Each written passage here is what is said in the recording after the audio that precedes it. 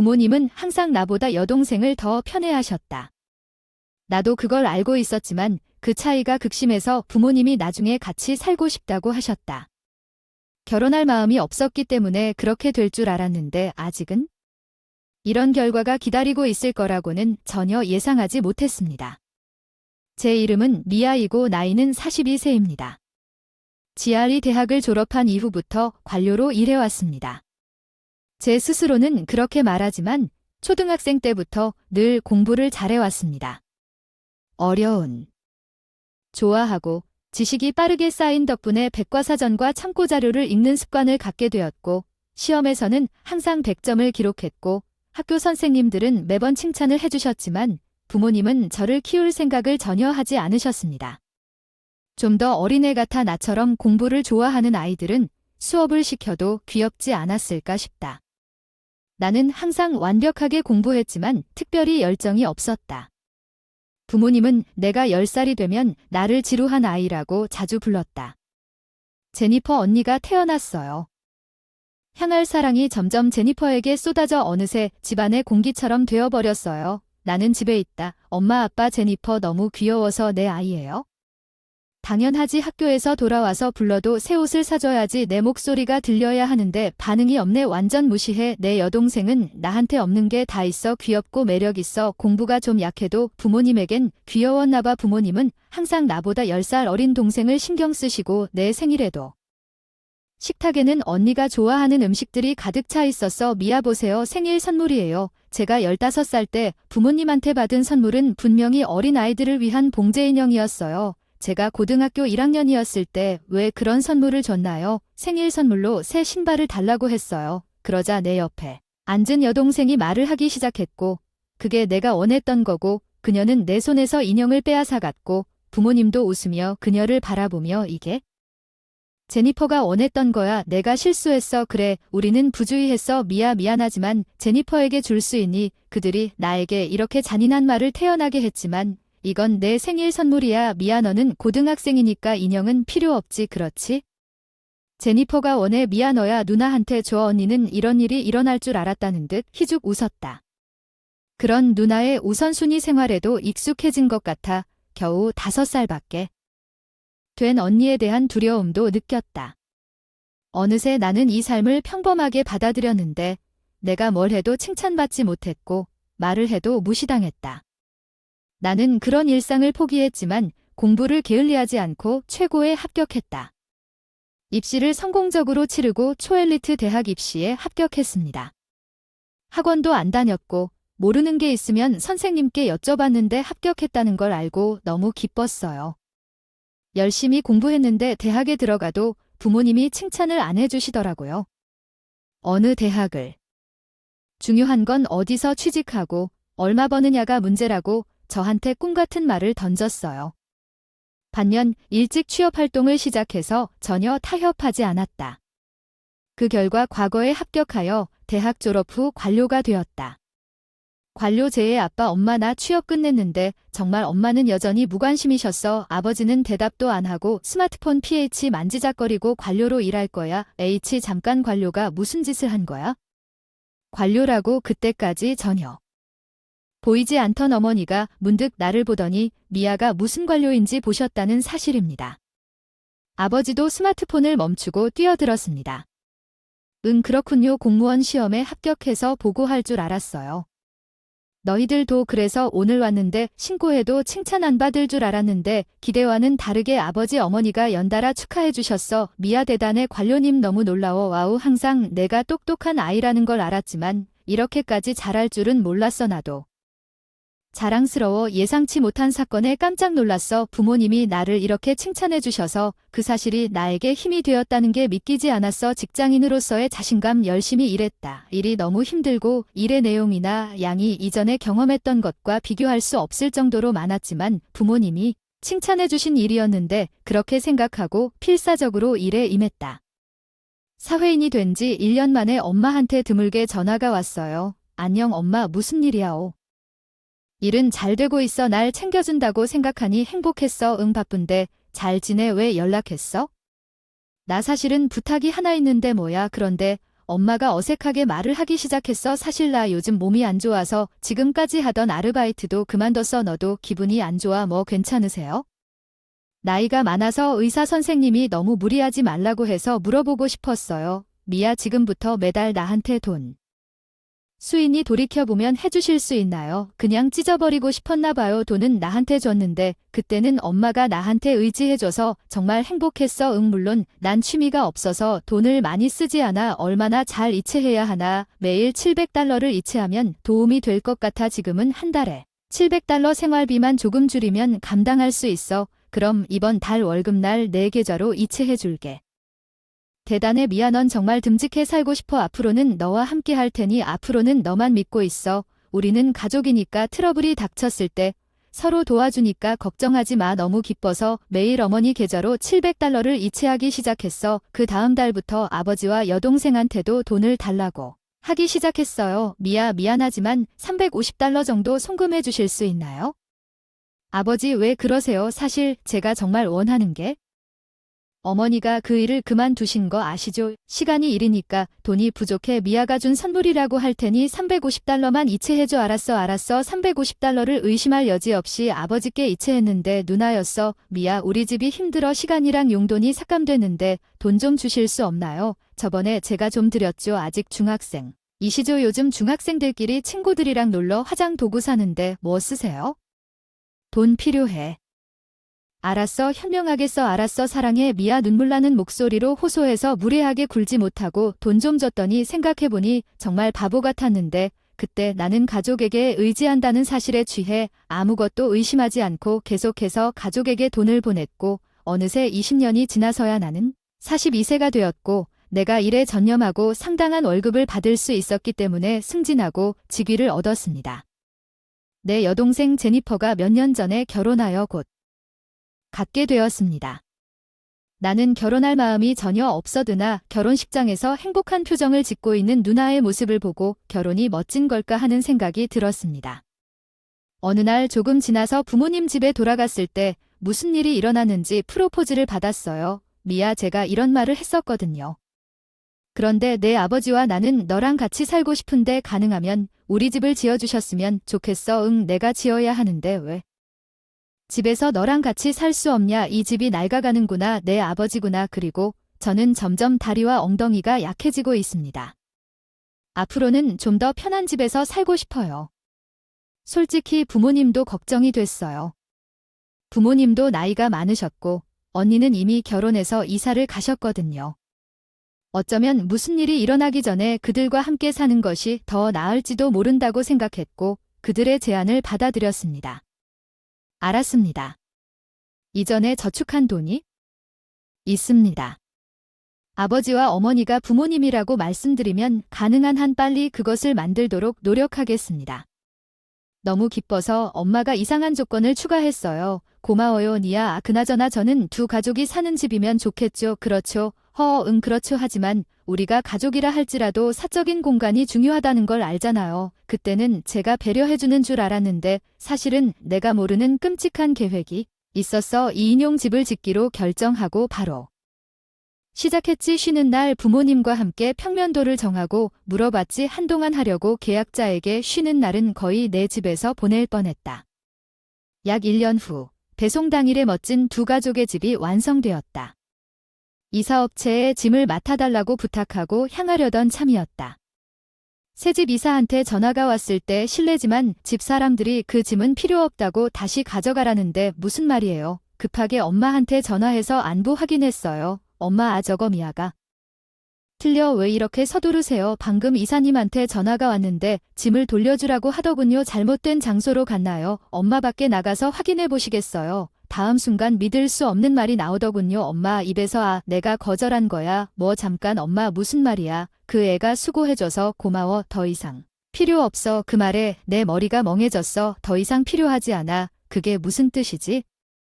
우리 부모님이랑 오늘부터 그 집에서 살 거야. 급히 새 집으로 가는데 미아야, 2층 발코니에서 누군가 손을 흔들고 있었는데 내 여동생이었어. 제니퍼. 응, 제니퍼 왜 여기 있어? 왜 내가 왔는지. 오늘부터 이 집에서 살 예정인데 발코니에 뭐야? 우리 아버지와 어머니 제니퍼와 그 남편이 다 거기서 나를 내려다보며 능글맞게 웃고 있었어요. 아빠, 엄마 무슨 일이에요? 제니퍼와 그 남편이 왜 여기? 진지하게 생각하면 안 돼요. 우리는 너처럼 매력 없는 사람이랑 살 거야. 우리는 제니퍼랑 그 남편이랑 살 거니까 신경 쓰지 마. 근데 이 집은 우리가 같이 살기 위한 거잖아. 어쩜 우리가 너한테 이 집을 지으라고 시킨 거야. 우리 혼자 벌어서 모은 돈을 써서 고마움을 표하다 아버지의 말에 엄마가 웃기 시작했다. 그 순간 분노가 치밀어 올랐다.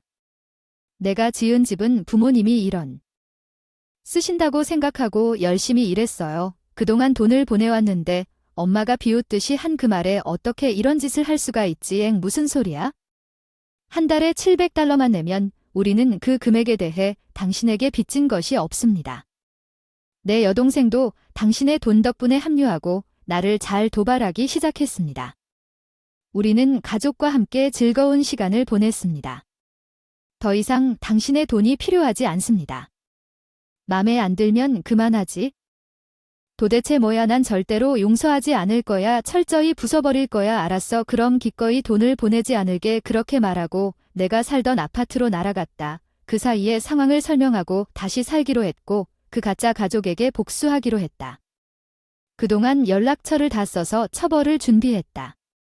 그동안 부모님과 누나는 새 집에서 즐겁다는 불쾌한 메시지를 받았지만 난 그들을 무시했는데 어차피 거기서 좀 더 수 있으니까 2주 후에 즐길 수 있을 때까지 즐기면 돼. 아버지한테 전화가 왔는데 안녕 미아, 도대체 무슨 일이야? 이 집에서 나가라는 말을 들었어. 지금 그 집을 팔기로 했으니 팔라고 유쾌하게 말했어요. 말도 안 돼요. 이게 우리가 살고 있는 집인데 그 집이 내 이름으로 된 집이거든요. 내가 그 집을 매물로 내놓으면 어떡하지? 쫓아낼 수 있었어. 이게 내 계획이었어. 그 집을 내 이름으로 지었기 때문에 팔 권리가 있었어. 그냥 가져가고 싶지 않았어. 예고 없이 떠나게 하기 위해 집을 팔기로 내놨어. 잠깐만요. 우리에게 일주일 후에 떠나라고 말하는 것은 비합리적입니다. 제니퍼와 그녀의 남편도 여기 있습니다. 우리는 절대 떠나지 않을 거예요. 안녕, 알겠습니다. 상관없어요. 당신이 떠나지 않으면 경찰에 신고할 거예요. 경찰이요. 뒤에서 어머니와 여동생이 비명을 지르는 걸 들었지만 안 왔어. 그들을 용서할 생각은 전혀 없었어. 미아, 잠깐만 기다려. 저 벌써 기다리고 있지 않나? 난 내가 새 삶을 즐기도록 해줄게. 집에 2주 동안 있지 않았나? 나 그리고 너는 떠나야 할 때까지 일주일 남았어. 나는 정말 좋은 딸이야. 그렇지 않나? 내가 비꼬듯 말했더니 그들은 침묵했고 그들은 또는 아니요라고만 해서 나는 그들에게 주기로 결정했습니다. 결정타 미안하지만 더 이상 너희 캐시카우가 되지 않을게. 퇴직금으로 보내준 돈은 줄게. 대신 영원히 나한테서 떨어져라. 그렇게 말하고 전화를 끊었어. 이제 끝났다. 안도하고 바닥에 쓰러진 내 인생은 가족들에게 속고 이용당할 뿐이었어. 마침내 일주일이 지나서 그 집에서 쫓겨난 부모님은 예전에 살던 집으로 돌아가야 했어. 내 여동생과 그 남편은 이미 살던 집을 취소하고 부모님과 함께 살 수밖에 없었어. 다 너 때문이야. 아빠, 엄마도 힘들게 해서 뭐 시작했다고 했어? 우리랑 같이 살고 싶다고 하던데요. 맞아요. 만약 우리가 당신 대신에 제가 우리와 함께 살게 했다면 우리는 안정된 은퇴를 할 수 있었을 텐데 무슨 소리야. 이 빌어먹을 부모님. 제 여동생과 부모님 사이의 신혼여행은 이제 떠난 지 오래됐어요. 매일 서로 욕하고 비난한다. 이런 욕심 많은 가족과 인연을 끊어서 다행이다. 보낸 돈은 돌려받지 못하지만 앞으로는 되찾을 수 있다. 나 자신을 위해 돈을 쓰고 살고 싶다. 행복한 삶. 이 이야기가 마음에 들었나요? 채널 구독도 부탁드립니다. 다음 영상에서 뵙겠습니다. 저는 미용사입니다. 38세, 현재 4개의 미용실을 운영하고 있습니다. 낸시 터너 미용사가 되기로 결심한 순간부터 제 목표는 제 자신의 미용실을 여는 것이었습니다.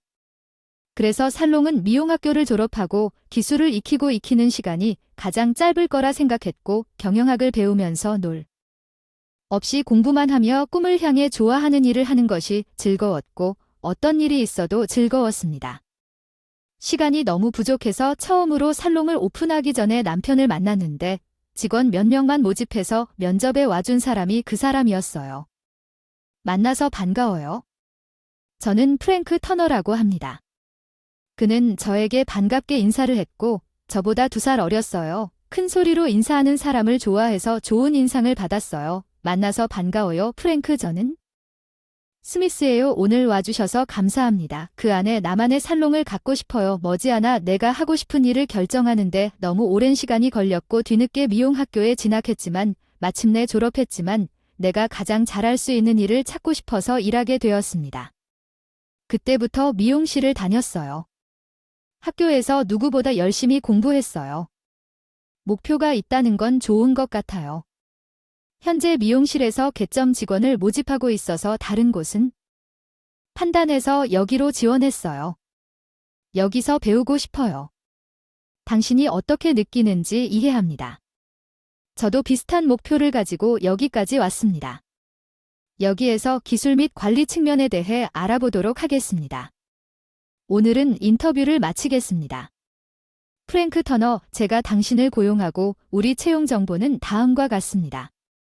너무 훌륭해요. 정말 감사합니다. 최선을 다하겠습니다. 감사합니다. 함께 일할 수 있기를 기대합니다. 이렇게 지금의 남편과 회원으로 기억에 남는 첫 살롱을 시작했습니다. 이렇게 만났습니다. 프랭크는 남자였습니다. 내 살롱에서 누구보다 열심히 일했고 열심히 공부해서 자유롭게 자신의 살롱을 열었다. 나는 처음부터 그의 꿈을 듣고 내가 가르칠 수 있는 모든 것을 가르쳐 주었기 때문에 그를 지지했다. 그는 훈련 기간 동안 정말 열심히 일했고 그가 왔다. 쉬는 날에도 연습하려고 살롱에 들어갔는데 마치 조금 전 제 모습을 지켜보는 것 같아서 점점 더 응원이 됐어요. 그의 살롱이 시간쯤 됐거든요. 내일 밤에 살롱에서 기다려주세요. 90%까지 차려입는 것 잊지 마세요. 무슨 일이죠? 낸시 없이는 이렇게 빨리 내 미용실을 열 수 없었을 거예요. 감사합니다. 그러니 내일 밤에 저와 함께 저녁 식사를 해주세요. 걱정하지 마세요. 알았어. 내가 거기 가서 꼭 9시까지 옷을 입고 갈게. 그럼 내일 데리러 갈게. 그날 정통 프랑스 레스토랑에 데려갈 줄은 몰랐고 그 사람이 나에게 거라고는 상상도 못했어. 고마워. 오늘 와주셔서 너무 감사하고 지금부터 저를 위해 해주신 모든 일에 너무 감사드립니다. 저도 동종 업계의 라이벌 중 한 명입니다. 그가 말한 그 말에 내 눈을 똑바로 바라보며 미소를 지으니 가슴이 쿵쾅쿵쾅 뛰더군요.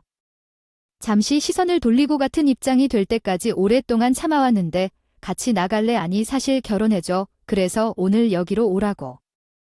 거야 맙서사 내가 그러지 않았어. 뜬금없이 결혼이라는 말은 기분 나빠질까봐 말하고 싶지 않아서 급하게 나랑 사귀자고 라고 바꾸긴 했지만 진심이에요. 인터뷰에서 처음 만난 순간부터 좋아했어요. 친절했어요. 애초에 그리움의 마음에 낸시는 우리가 살롱을 잘 관리하는 동안 나와 함께 가족이 되어줄래?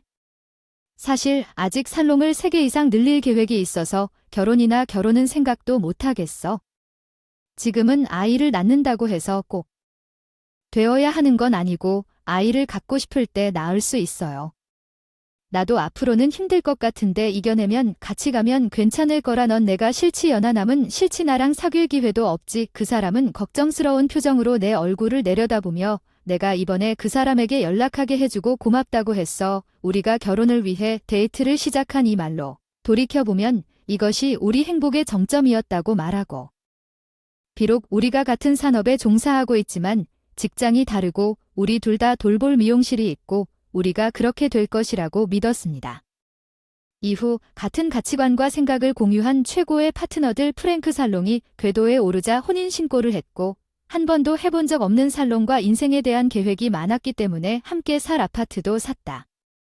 결혼이나 그런 생각을 정말 많이 해서 프랭크와는 서로의 일에 간섭하지 않기로 약속하고 하고 두 번째 살롱 오픈을 준비하기 시작한 직후의 상황에 틀림없이 가장 놀랐다. 자세히 설명을 안 해주셨는데 이렇게 살롱을 늘려서 원래 목표로 했던 4번째 살롱을 오픈하게 되었는데 여기까지 오는데 시간도 오래 걸리고 너무 힘들었지만 무엇보다 그와 함께 있었기 때문에 내가 하고 싶은 일을 중간에 하는 것이 실제로 어려웠습니다. 단순히 솔직한화 제가 미용실 운영에 대해 생각하는 방식에 큰 차이가 있었습니다. 항상 모든 미용실에 가서 어떻게 지내는지 확인합니다. 직원들과 확실히 소통하고 각 살롱에서 최소한 1명의 고객에게 서비스를 제공하려고 노력합니다. 프랭크가 정상에서 일할 수 있는 자리를 원한다고 말한 것은 실제로 그가 살롱을 떠나기 위해 의미했던 것과 정반대였습니다. 직원들이 처음 열었을 때만 나타났습니다. 나머지 시간에는 실제로 일하지 않았습니다. 그는 그들에게 지시를 내리고 쉬운 길을 택할 수 있는 지점까지 되기 위해 열심히 일했습니다. 많은 직원들이 오고 가고 단골 손님도 잃고 이제 그는 결국 미용실을 하나만 갖고 매달 돈을 잃고 게다가 기회도 주지 않은 것이 모두 직원 잘못이라는 식으로 말하는데 나는 그를 지켜보며 지붕에 떨어졌지만 우리는 우리 사업을 완전히 별개로 유지하겠다고 약속했기 때문에 망쳤습니다. 첫 번째 살롱은 시내에 있는 가족 중심의 살롱입니다. 두 번째 살롱은 젊은이들이 기차역 근처에 있고 젊은이들을 위해 가격이 조금 더 저렴하게 설정되어 있습니다. 세 번째 살롱은 고객 서비스, 살롱의 디자인 및 제공되는 서비스 등 모든 것이 성인 여성을 대상으로 하는 살롱 정반대입니다. 다음 살롱은 멋진 술자리 근처에 열리며 출근 전 여성을 위한 헤어 및 메이크업을 위해 디자인되었습니다. 나이트클럽에서는 각 살롱의 컨셉이 다르며 직원들은 자신에게 가장 적합한 살롱에 배정됩니다. 때때로 우리는 회의, 식사를 하고 모든 살롱의 모든 직원과 회사 유급 여행을 가집니다. 물론 각 살롱은 꾸준히 전년도 매출을 초과했습니다. 솔직한는 아마도 네 번째 살롱 개장 전날에 내가 일하는 방식이 짜증스럽다는 것을 알았을 것입니다. 현재 다른 살롱도 운영 중이어서 새 살롱을 준비할 손과 발이 충분하지 않았지만 그렇게 하고 싶지 않았습니다. 비록 그 사람이 소파 감자에 불과했지만 내 미용실에 대해 무엇이든 물어봤기. 적어도 집에서 나를 위해 뭔가를 해달라고 부탁해야겠다고 생각했습니다. 전에는 그에게 아무것도 해달라고 요청한 적이 없었지만 급히 물어봤습니다. 안녕 프랭크, 미안하지만 오늘 일이 너무 바빠서 은행에 좀 데려다 줄 수 있을까? 지갑에서 내 이름으로 된 신용카드 3장을 꺼내서 그에게 건네며 내가 원하는 것이 무엇인지 설명했다. 그러다가 갑자기 목소리를 높여 방해했다. 나보다 돈을 조금 더 벌었다고 자만하지 마라. 누구한테 자비를 시키려고. 그는 일어나 한 손에 가위를 쥐고 내 앞에 섰다. 그 전에는 그 사람이 무섭다고 느낀 적이 없었고 그 사람은 도대체 무슨 짓을 하고 있는 건지 그건 내 잘못이냐고 내 신용카드를 하나씩 잘라버릴 정도로 대담했다. 그 일을 스스로 해내세요. 당신은 돈을 많이 벌고 있으니 그 일을 해줄 사람을 고용하는 게 어때요? 제가 방금 부탁드린 일들은 모두 이 집과 생계와 관련되어 있고 당신도 여기 살고 있으니 뭐죠? 한 번이라도 도움을 청하는 건 잘못됐어. 도와줄 수도 없겠니? 그만 그렇게 무시하지 말고 닥쳐. 이제 할 일이 많아 더 이상 방해하지 말고 집을 나섰어. 말다툼할 시간도 없었고 그런 일로 화내고 싶지도 않았어. 이제 새 미용실로 향하면서 많은 고민을 했어도 같은 생각이 든다. 결과적으로 나는 더 이상 그 사람이 필요하지 않고 사람은 더 이상 내가 사랑했던 프랭크가 아닙니다. 그 사람과 헤어질 것이라고 당분간 결정했습니다. 너무 바빠서 한동안 집에 갈 수 없었고 그로부터 일주일이 지났습니다. 그날 새 살롱 오픈이 무사히 마무리되어서 집에 한번 들어가 봤는데 입구에 여자 구두가 있는 걸 발견하고 신경 쓰지 않고 안으로 들어가서 거실에 이혼 서류를 넣어두고 나는 내 방에서 물건을 싸기 시작했다. 그의 방에서 계속 장난치는 들렸다. 나는 너무 답답했지만 울지 않았다. 내가 프랭크가 인정한 모든 것을 끝내려고 할 때 그들 중 2명이 방에서 나왔다. 존재하며 잠시 놀란 표정을 지었다가 집에 오면 아무렇지 않은 척하다가 한동안 집에 들어오지 않아서 갑자기 집에 왔다고 해서 깜짝 놀란 여자가 서 있었다. 그 뒤에는 속옷 차림의 단골 손님이 계셨습니다. 저는 항상 첫 미용실에서 서빙을 했습니다. 그 사람. 불편해 보였기 때문에 어쨌든 옷을 입으라고 했지만 그녀는 급히 그의 방으로 돌아갔습니다. 나는 이혼 서류를 거실에 가져왔습니다. 방 지금 당장 서명할 수 있나요? 당신이 어디에 있었는지, 왜 지금 그렇게 이기적으로 행동하는지 생각하게 만들었어요. 뭐 당신이 말한 대로 그가 싱긋 웃으며 서명했다고 하면 내가 어떻게 하든 당신은 이기적인 사람이군요. 그 사람 바람 피우는 여자 옷 입고 거실에 들어왔어. 미안해 낸시 난 그 전혀 관심 없었어. 난 항상 낸시를 존경했고 너처럼 되고 싶었는데 그 사람이 내게 다가와서 내가 그런 느낌을 받고 싶었어. 너처럼 난 그 사람에게 굴복했어. 난 다시는 이런 짓 안 할 거야. 왜 나를 조롱하는 건지 용서해줘. 나 같은 느낌을 받고 싶다면 그 사람 같은 남자랑은 그러면 안 돼. 이제 어서 가세요. 더 이상 그 사람이 필요하지 않기를 바라요. 하지 않을 거예요. 나도 그 사람이 필요하지 않아요. 너무 웃기네요. 프랭크, 아무도 당신을 필요로 하지 않는 것 같군요. 무슨 문제인지 두 분 다 집에 가세요. 이혼 서류를 꼭 등록하세요. 둘 다 집에 가세요. 당신은 그 사람이 그것을 나에게 넘겨줬고 나는 그녀와 함께 아파트를 떠났습니다. 우리가 혼자 있을 때 그녀는 계속 사과했습니다. 그의 이기적인 행동은 나를 궁지로 몰아넣었지만 솔직히 소녀에 대해 별로 분노를 느끼지는 않았습니다. 더 이상 그를 사랑하지 않았어. 나는 이미 프랭크와 이혼하기로 결정했으니 더 이상 사과하지 마세요. 하지만 그 같은 남자는 멀리하는 것이 좋을 것 같아요. 언제든지 내 미용실에 오세요. 언제든지 환영합니다. 그녀는 울지 않고 아무 말도 하지 않았고 나는 그녀를 떠났습니다. 거기에서 나를 존경하는 그녀 앞에서 멋진 여자가 되고 싶었다. 며칠 뒤 이혼 서류가 등록되어 절차가 완료됐다. 프랭크에게 전화해서 그 사실을 알렸다. 이혼 서류를 등록했는데 겪고 싶다. 아파트와 다른 것들에 대해서는 우리가 이혼할 때 재산을 반으로 나눌 거예요. 내 미용실이 적자라는 걸 알잖아요. 그러니 당신 미용실에 대한 권리의 절반을 나에게 주세요. 이 아파트도 내 것이에요. 떠난 사람은 나중에 만나자고 하는 말도 안 되는 얘기라며 엉뚱한 말을 하기 시작했고 전화를 끊었다. 자신의 미용실을 운영하지 못해서 우리의 이혼을 이용해 이익을 얻으려고 하는 중이다.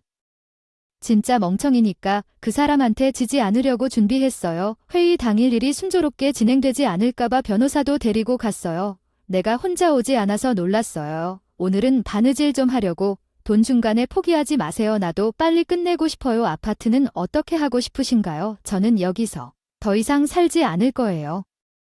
하지만 그건 당신에게 달려 있어요.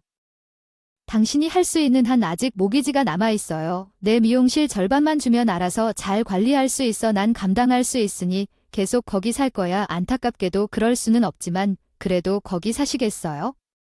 우리 부부 사이 재산의 절반은 안 되잖아요. 내 말은 그렇지 않나요? 가구 내 저축과 예금에 대해서는 그렇지 않은데 회사 재산은 회사 재산일 뿐이고 이혼 부부 사이의 분할의 대상이 되지 않습니다. 농담입니까? 이 아파트에 대한 주택담보대출을 갚을 수 없다는 것입니다. 그렇다면 지금 팔면 남은 모기지 금액을 초과하는 금액으로 팔 수 있다는 감정이 나왔다는 걸 알 수 있을까요? 그 금액을 그녀와 나누어서 이사 비용으로 사용하는 것이 좋습니다. 나는 그렇지 않습니다.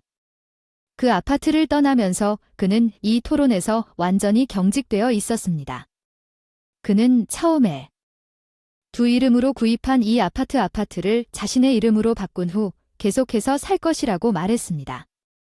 물론 우리 둘 다 서로의 미용실을 계속 운영할 것이며 모든 것이 잘 작동했습니다. 개인적으로 잘 지내고 다시 내 삶으로 돌아갈 수 있었지만 이번 네 번째 살롱이 정착되고 계속해서 새로운 살롱을 열면서 앞으로의 삶은 그에게 끔찍할 것 같았습니다. 프랭크가 어떻게 생각할지 걱정할 필요가 없어서 새로운 여는 것이 즐거웠습니다. 그래서 나를 불편하게 만들었습니다. 사업을 확장할 때 가장 중요한 것은 내가 살롱을 맡길 수 있는 사람들에 대한 좋은 눈을 갖고 잃어버린 그들과 좋은 관계를 구축하는 것이었습니다.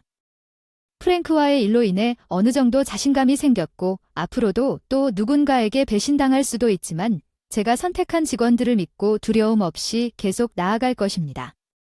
프랭크 살롱도 그날로부터 몇 달 뒤 닫았고 그도 서둘러 그 자리를 떠났습니다.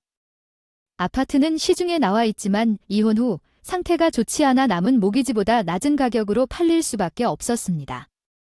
그는 미용실빚과 아파트 모기지를 포함하여 결국 돈으로 어려움을 겪고 있는 것 같습니다. 평생 쉽게 돈 벌겠다는 꿈을 품고 살아온 사람이 이제는 생계를 유지하기 위해 애쓰고 있다는 게 아이러니하다. 결혼 생활의 행복은 찾지 못했지만 일에서는 꿈을.